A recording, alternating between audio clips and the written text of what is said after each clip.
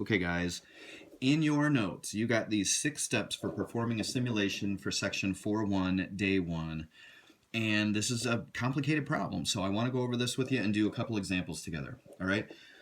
The first thing we should do is we're given this whole sentence. Let's read through this one, okay? Before I even write this down, I'm just going to read through this. 14% of people we know are left-handed. That's like a national thing or a global thing. In one class of 28 high school students, 8 people were left-handed. That's 29%, not 14%. So let's set up and run a simulation 25 times to estimate the probability of having 8 or more left-handed students in a class of 28 people. Then, based on your estimate for the probability, decide if that class is weird enough to be weird. And what do I mean by that? I mean that phrase, is this statistically significant? Or do we have good enough evidence to say that maybe this 14% isn't true for our population at Canelan High School? You know, something like that. So, now that we have the idea of the problem, let's go back and talk about the steps. The first step, use the given probability. In our case, that's we were told 14% of people are left-handed, to assign digits so that we can simulate, classrooms. Number 2, state how many numbers you'll have to take to represent one trial. Well, in our case, there are 28 students in a classroom, so I'm going to have to randomly generate 28 numbers to represent 28 students. So n equals 28 for us here. Number 3, define how you'll determine if each trial is a success or a failure. Or if we're looking for a total number of something. Sometimes it's not a success or failure. We're looking for how many times did something happen. That would happen here as well. Number 4, describe how you will obtain your numbers. So yeah, be specific about this. I am going to use random integer on my calculator to generate 28 numbers between however we assign our digits. State how many trials you will heroically do. Now, of course, to do your homework appropriately, you should do this 40,000 times, but we'll probably do it a little less than that. And then lastly, you estimate the probability you've been asked as the number of successes we see. I misspell that word all the time. Maybe it's because I'm such a failure. You see what okay. Out of a number of trials that I actually took. Not one of you laughed at that. That's fine. Here we go. 14% of people are left-handed. Step 1 is use the given probability to assign digits. So I'm going to do this.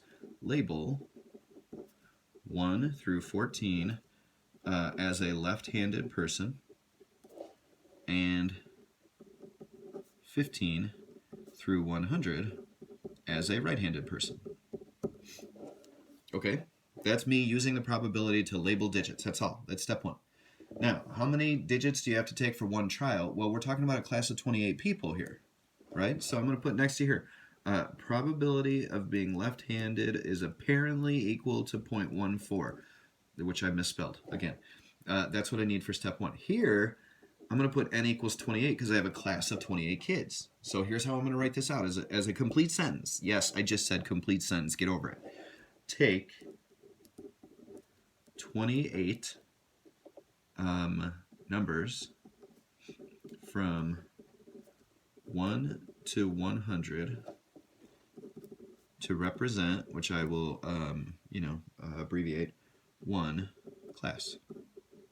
So when I go to my calculator, I'm going to randomly generate 28 numbers from 1 to 100 that will represent one class of 28 students.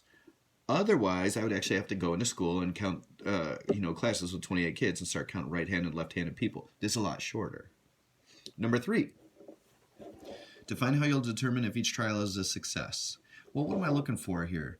I got 28 kids. They're supposed to be 14%, but what happened was, in this particular class, 8 of them were left-handed. So I'm supposed to find the probability, here it is, estimate the probability of having 8 or more left-handed students out of 28. So here's what I do. In each one of these trials, I'm going to say this. If 8 or more are left-handed, call the trial a success. Okay, so if I go to my calculator and I get 28 numbers from 1 to 100 and I go through all 28 numbers and I count, and if there are more than 8 that are 1 through 14, that trial will be a success. If not, it's a failure. Okay, number 4 says, describe how you will obtain your numbers. I'm just going to write what I will use random integer 1, comma, 100, comma, 28. There, just going to write that. Now, number 5, state how many trials you will heroically do. Well, I should do 40,000 of them if I wanted to be heroic as a math person. But this said set up and run a simulation 25 times. So I will simulate 25 trials of students. They won't be real students. They'll be fake students from my calculator, but that's what I'm going to do. And then number 6 says estimate your probability, so that I'm just going to have to say C below and do some work, okay? Now, I think that I would like every one of you guys to do this, okay? I want you to do this in your notes, because on the next page, we're going to take my results, and in class on the next day, your results, we're going to put them all together and get one big, giant simulation of all these trials, and we should be able to get a real good estimate for the probability that we have 8 or more left-handed kids. Okay, so we're all going to do this at the same time. I'll do the first one just so you see how it goes. It'll take us a couple minutes, but once you get rolling, it's not so bad. And I can show you a trick. Are you ready for this? I'm going to show you a trick. Watch. Math, probability. I'm going to go to random integer, and my lower number is 1. My upper number is 100. I'm picking 28. Oh, look at that. It's already there. I'm picking 28 kids from 1 to 100. And then what I have to do, I'm going to hit paste, and then I'm going to hit enter, and there's 28 numbers. Now my job is to go through and count how many of these are in between 1 and 14. Ready? There's 1, 2. I got 2 so far. That 70 is where I stopped counting. So I'm going to move the 70 over and keep going. Okay. I'm still at 2. Keep scrolling. Anything 1 through 14 is a left-handed kid. I'm at 2. That was only 2. So my trial number 1, number of left-handers, was only 2. And so that one is a failure. See what I mean? Let me show you a trick as these get bigger so you don't have to scroll. Watch this. I'm going to hit math. I'm going to hit probability. And I'm going to hit number 5. I'm going to do this. But when I paste it, I'm not going to hit enter. I'm going to show you a trick. Hit the store button. That's what this button is for, storing things. I'm going to store all 28 numbers. Ready for this? Second and 1. I'm going to put them all in list 1. So instead of having to scroll, I'm going to see them in a list. Ready? Enter. There's the numbers, but 83, 30, and 86 are the first ones. Watch what happens. I'm going to go stat and look at my list. 80, 30, and 86 are my first numbers, so they're right here. Now, I'd still have to scroll, right? Wrong. Watch this trick. Second and quit. Nope, that's wrong. There it is. Now, I'm going to go to math. Is it math? Probability? I got to find it. Sorry. Nope, it's stat. I'm going to sort in ascending order, list 1. It says done again, and now look what I get to look at. Go to stat, go to my list, it put them in numerical order. So now I can count how many of these are from 1 to 14. 1, 2, 3, 4, and that's it. The rest of them are bigger than 14, and I can stop counting. So I can save myself a little bit of effort. In fact, I think you can put 2 things into this calculator at the same time. Let me just try something. I believe I could type in math, probability, random integer. That's already set up the way I want it. Paste. I think I can, watch this. I'm going to go store as list 1. And then somewhere here there's a colon. See above this decimal point there's a little colon? I'm going to hit, is it second and colon? Nope. Sorry. It's alpha and the decimal, and I get that colon. And I think that means now I can put a second set of directions in. And then I'm going to go to stat, and I'm going to sort list 1.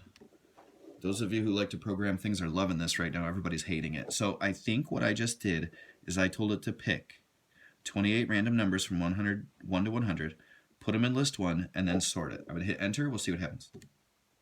It's done.